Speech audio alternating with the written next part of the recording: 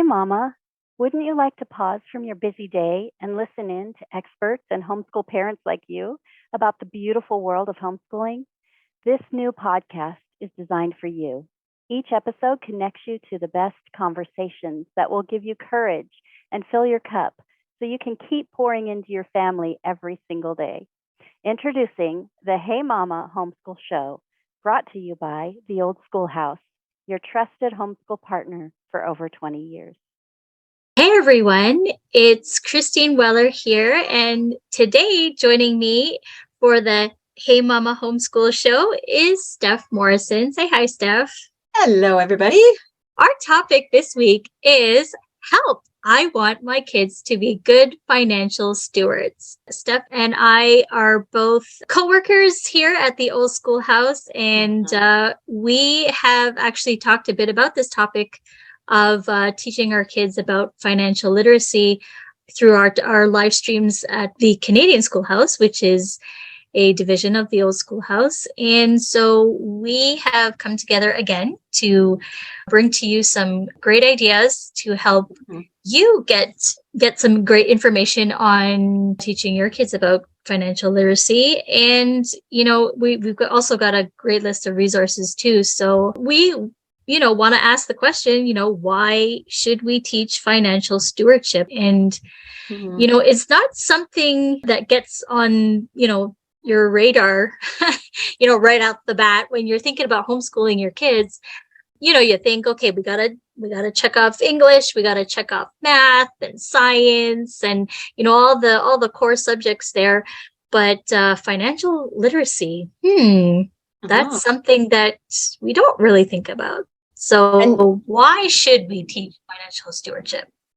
And just that financial stewardship, I even like that term, just on that little bit of a different angle of what we really focused on for that other talk, Christine, on financial literacy, which is kind of the same, but it's like that, why teach financial stewardship? And that stewardship is really taking good care of your financial life, right? Just like taking good care of your physical life, right? Like your physical needs for your body, like knowing good nutrition and exercising, right? Yep. It's also sometimes one of those things, just as you mentioned, it's not everything as a home educating parent that we're putting top on the list, but it's actually really important. And I think one of the reasons I find it so important is I got like 0. Well, maybe right next to 0, because there is a few courses that I vaguely remember in high school of getting some kind of, budgeting, financial knowledge, but it was not at all about real life, right? It wasn't about, because it's actually not about knowing how to do accounting or bookkeeping, but those, I think, are skills that we should be teaching our kids at least at a basic level, at least being aware of what that is, so that they could have somebody else maybe do that for them, but they're not completely oblivious to the necessity of that. Now, of course, that being more so if you're running a business, kind of needing that bookkeeping or accounting, but it's really, everything in life is really, when you're an adult, is really based on money in some way, right? We think of where we live in our home, even getting, sometimes you want to or need to get a loan, and you want to know about, I know just recently, just in the general math, grade 6 math, I guess it was, there was a lot in computing interest on loans and then also on investments, right? So it's giving our kids that financial knowledge, which you can mostly get in courses. But I think we should go so much further when we're actually, every parent, whether your kids are in school or not, every parent needs to give them this real sense of being a good financial steward, because you definitely don't get that in school. So I think one of the things that we can do that's probably the easiest is, as the parent, be the example. Show your kids what you're doing with money, right? Don't keep that as something that, we don't talk about money around the kids. Talk about money around the kids. Talk about how much you're spending in groceries. I actually just this morning, yesterday, anyway, I usually do my grocery shopping online, or at least that's my favorite way to do it, right? I get on my order and then I just go and pick it up. I just wait outside, bring it out to my vehicle. And it's actually a way in doing that because when they tally it, they tally, you get your number of stuff, but as I'm putting everything in, the amount is going up and up and up, right? Yes. And my boys are actually quite well aware of what we spend in groceries when we go out, especially when I shop that way, because I don't know, they're right there in the living room, usually as I'm shopping online and picking at the groceries, right? And I want them to be part of that. So some of the easiest things we can do is just stuff that you normally wouldn't necessarily do and let your kids know about. Like, just let them know about it. Not as a lesson, not as I'm going to teach you about money, real focus, but just as like, this is a life skill you need. And, maybe I want you to do the shopping. That's actually, I just thought of a new idea. Maybe I'll have the kids do the shopping, because part of that being a good financial steward is actually buying things that are appropriate to spend money on. And there is a lot, right, in the grocery store that we can just waste our money on. And I've been guilty of that a lot more in the past than I am now. I'm pretty good, especially when I shop online and just do my grocery shopping that way. I very, very much less impulse buys than when I'm walking through the store. But it's true. Even just teaching that mindset about don't have very many impulse buys. And as you're shopping, think about that best use of your money. And I think in the way, and also it's better for your body, but think of things like not so much processed and frozen foods. And say I probably pretty much just got myself down now to, I will buy frozen vegetables, and I'll buy frozen, I buy frozen meat, but I don't usually buy that from the grocery store. But I'll buy frozen vegetables and frozen fruit. And what else is in my freezer? There's something else that's regularly, but I don't. So once upon a time, I used to buy frozen pizzas pretty regularly. And I used to buy like frozen, like chicken nuggets. And like, I used to do that regularly. And I'm not coming down on anybody about that. But I'm going to tell you, it's more expensive to buy that. And it's better for your body to just not have that, because that stuff is a little bit processed. Highly processed. Yep. I'll try not to get this on a topic of like what food is better for our body, what God may have intended more as the nutrition for our body. But just on the being a good financial steward, it's actually not so much about knowing your cents and your equations and as it is about, restraining from spending your money poorly. And I think maybe that's when I think of being a good financial steward, just myself and where God leads me to in that way. It is a lot about making good choices with my money. Even if I have lots of it to spare, for me to just go and waste my money on, there's lots of things I could say, but speaking of food, if I just go waste my money on convenience foods, because it's so much easier, then I feel like I'm really not being a good financial steward. Now, I like to buy good food. I like to buy good quality food, and I will spend more money on certain types of food I'm buying, but I don't want to get stuff that I don't feel is a good use of my money or a good use for what I'm spending it for. So I think that we can cover, like, I'm just using the food as an example, but you can cover that in anything, whether it be what you do for entertainment, whether it be what you have for a vehicle, all that kind of stuff. So, and I think I'll just mention one other little thing on the topic as far as in my home. And then Christine, you probably got a couple more examples, because your guys are a little bit younger, where mine are 12 and 15. So at this stage in their life, like they do have money regularly. Like, they don't go out and spend it very much, but they do have money that they just get from different birthdays and money that's sitting there and they can spend money on. And I actually really want to encourage them to be spending more money on some of the things they need. So I'm a big proponent of giving them money. So not so much an allowance, like I'm not much of an allowance person, but giving them money that, okay, well, instead of me buying your socks and underwear and pants, this is the money you get. And you have to have this much money to be able to buy that stuff. Right. I think I'm doing that. Like, I have not done that yet. I'm going to fully admit that, but that is on my mind to do that. Probably with both of them, because it just works easier that way. But definitely my 15-year-old really needs to learn that type of real life budgeting. So that is definitely one of my plans. And I think one of the best things we can do before our kids move out of the house, because that's what happened to me. I moved out of the house and I then had to figure out how to budget and spend money on the things I needed and maybe a little bit of what I didn't need, but what was left over. And sometimes I kind of got that mixed up. I didn't have enough money for what I needed because I maybe spent more money on what I didn't need. And anyway, that's like, we just need to be the example. And it's because I didn't learn that from my parents. And it's not that necessarily like that my mom was bad with money. It was just, she never shared that part of the example of doing that. Yeah.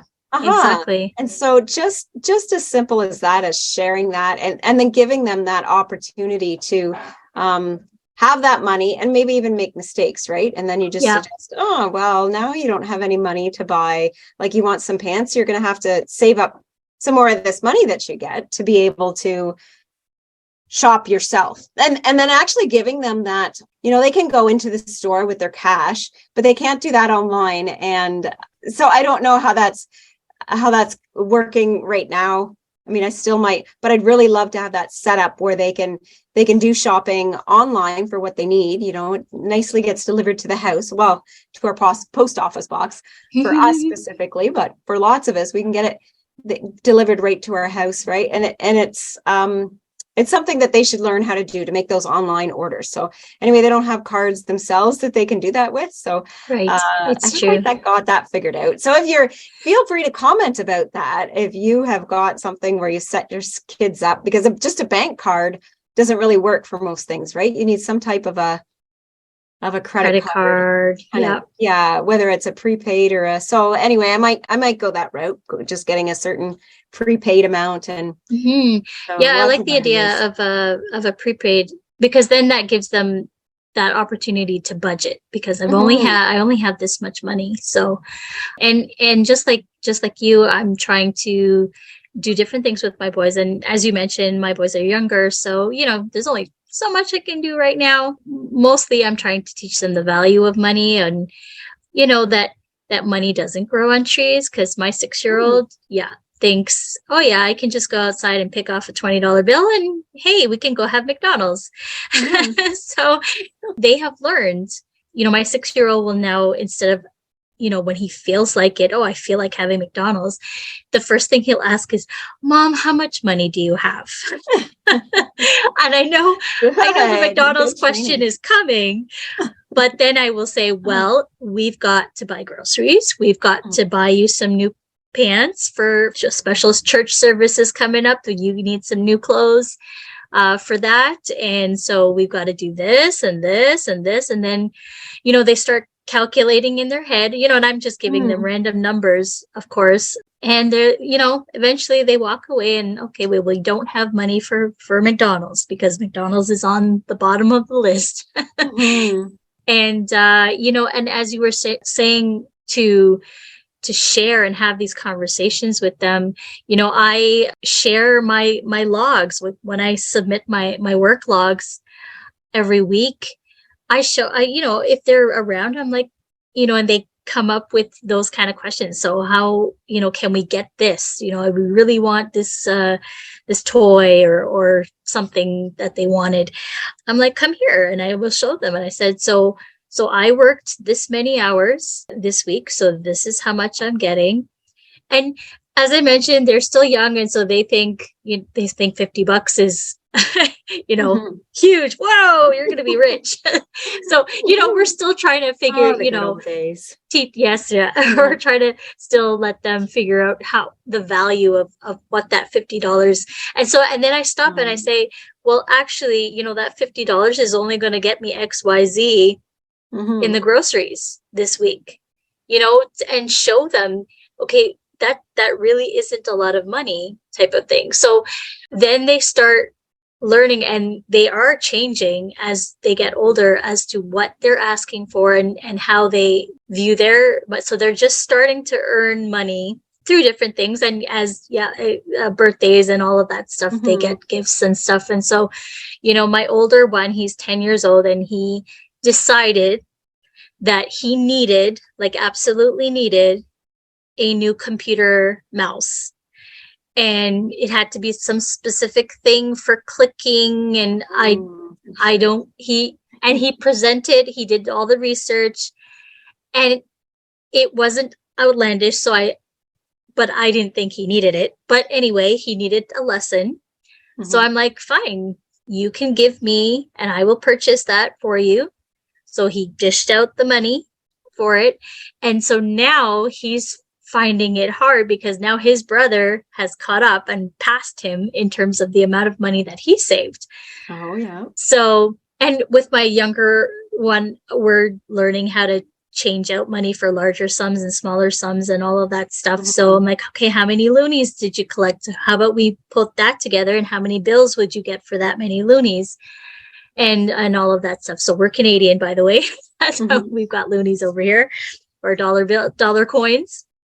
And so then he runs around because he's got bills now. So he's changed his coins in for bills. And so now his older brother is thinking, oh, now I spent my money, so now I don't have as much. And so his younger brother's talking about things that he wants to buy, but he can't afford them now because he doesn't have it. So these are all great lessons. And because we talk about it often, money is an everyday thing.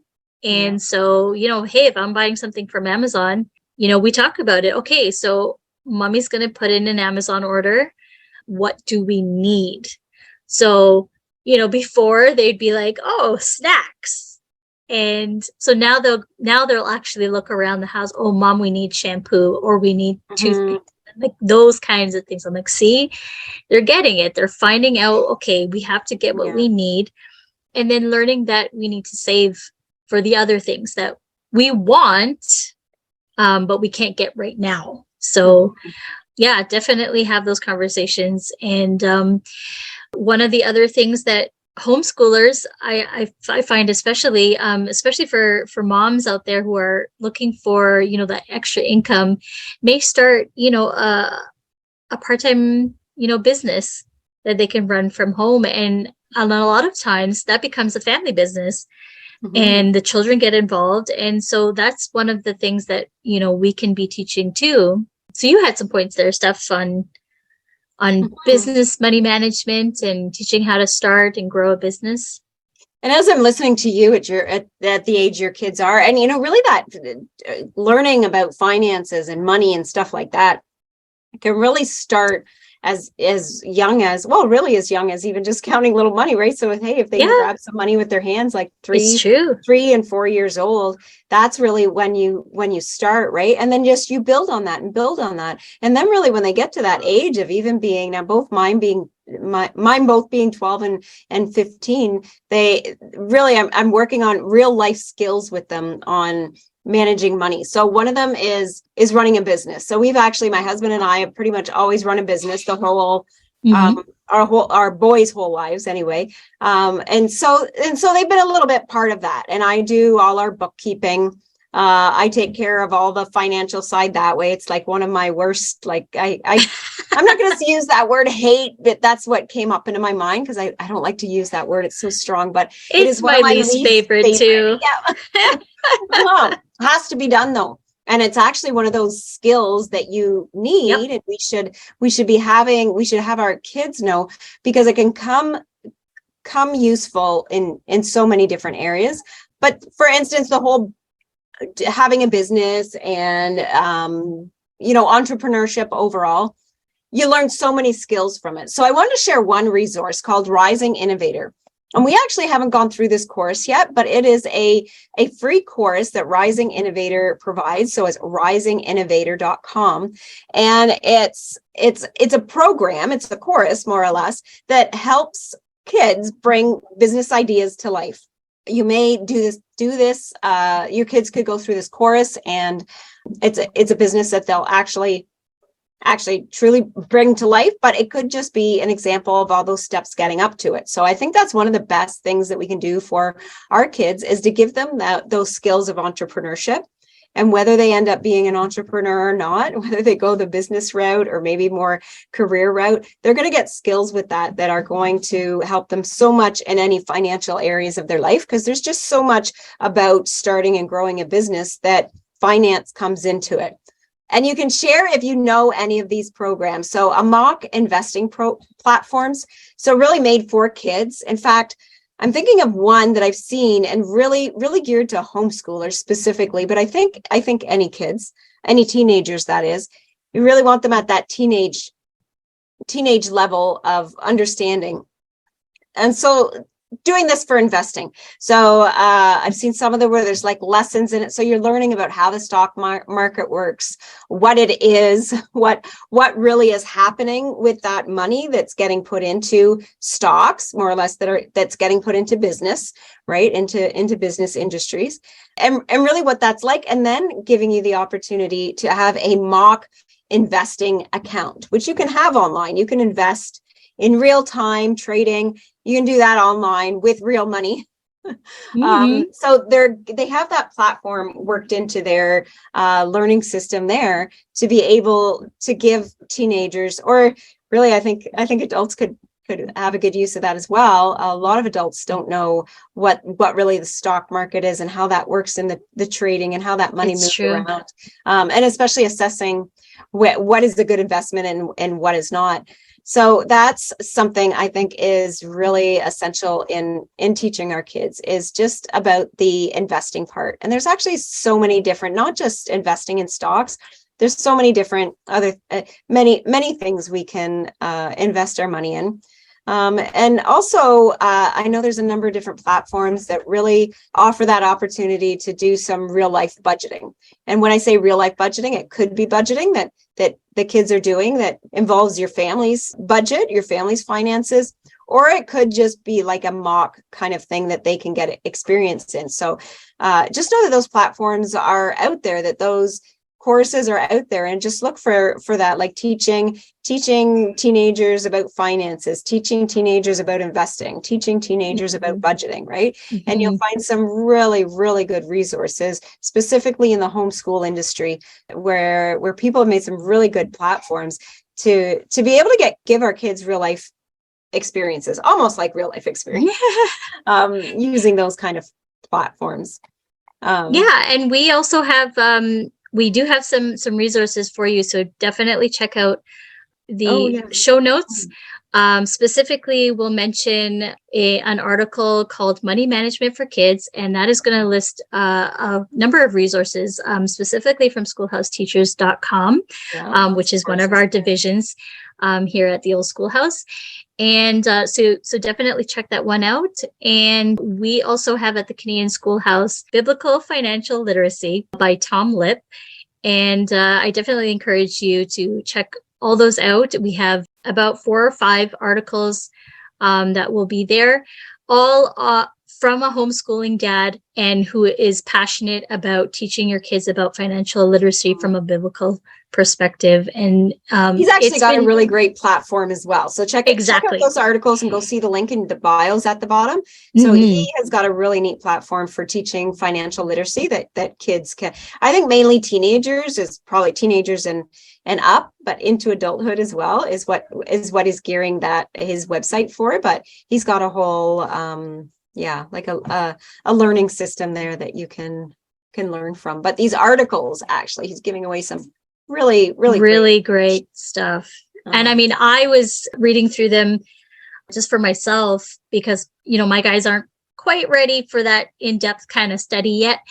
But it's just for you as a parent too, to just read through all of this stuff and be encouraged that, this is really important information. Just for you as, being financially responsible, I guess, is the word I should say. And then how to teach that to your kids, because sometimes it's hard to talk about money, and but it doesn't have to be. So you just need to inform yourself on, the things that you can say and share with your kids, and then you just go from there. You take it one day at a time. And make it a regular part of your day, just like talking about the weather maybe, or Yeah, whatever you might exactly. talk about daily. Just talk about, oh yeah, I'm gonna, like, tomorrow actually we're going in to buy chicks and we're gonna spend $305 on some little chickens and little turkeys, right? And as there's just always opportunities throughout your day, whatever you're buying, whatever you're budgeting for, whatever you're saving for. I don't think we talked about saving near as enough as we should. Such an important part of being a good financial steward. Yes. To always say, be saving a portion of your money, whether that's saving it for something specific or just always putting away a little bit of money that you're saving, as well as giving. And actually, we'll let Tom cover all that stuff. Yeah, his articles are over that. He's got one that's specifically about giving, one that's, is it specifically about saving, or it's got a good portion about saving? Yes. Anyway, Yep. Through that article series, there'll be 5, unless he happens to do any more, but there'll be 5 by the time this episode is launched. So I'll give you the breakdown. So you'll find productivity, or using your money to serve others. So they're just that mentality of what we use our money for. 2 would be consumer habits. So our spending, how we're spending, what we're spending it on. Number 3 would be saving and investing. Number 4 is the sharing or giving. And number 5 will be just praying over our money, which is important. And just off of what you were saying earlier, Steph, I thought about this very old man way back when, gave me some advice from my church, very wise old man. And quick story, I was working in the church office, and he just happened to wander in, and he's like, make me some tea. And I'm like, okay. So we headed over to the kitchen and making this some tea. And he sat down and he just happened to wanted to share some pearls of wisdom.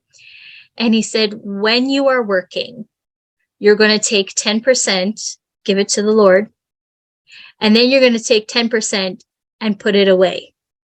So whatever you're making, you're going to put 10% for God and then 10% for saving. And then you'll find that everything else will fall into place. And so it's good to have a game plan. And I'm proud to say that I'm a good saver. But all of these things, all of those topics that I just mentioned, they kind of work with each other, of all of the things that you need to consider when you want to be a good financial steward. So definitely check out all of those things. And we're going to have way more information included in the show notes. So don't forget to check that out. And we hope you enjoyed this episode. We hope that we gave you some helpful tips, or maybe jarred some questions. Definitely reach out and throw your questions our way. We'd love to chat with you some more. And just to let you know, new episodes are coming out every Monday. So don't forget to check those out. And Steph, why don't you tell us what's coming up? So coming up, our first episode that'll be out in June, we'll be teaching writing. Is it always a challenge? Seems to be in my house, but anyway, I'm looking forward to listening to that one. Then we've got, after that, on June 12th is going to be How Can We Celebrate the Homeschool Dad?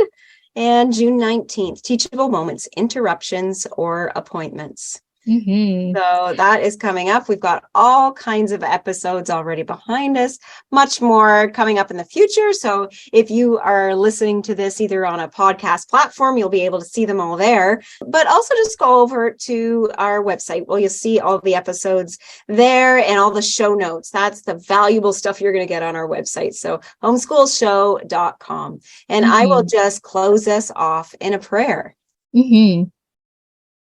Dear Lord, we thank you for the opportunity to be good financial stewards. And most importantly, that we teach that to our kids. Help us to use your word that has so much financial wisdom in it, that we can use your word to be able to guide our own decisions in money and to be able to guide our children in good decisions with money. Help us to be open and just follow your ways, that we can really lead our kids and be comfortable talking about money and be comfortable sharing of their money. And most importantly, that they are just using money to your will, God, and to your good works, and that they are just giving to you faithfully, just as you love us to do, that you like us to be a cheerful giver in every situation. We thank you and praise you. Amen. Amen. Thanks for listening, and don't forget to subscribe.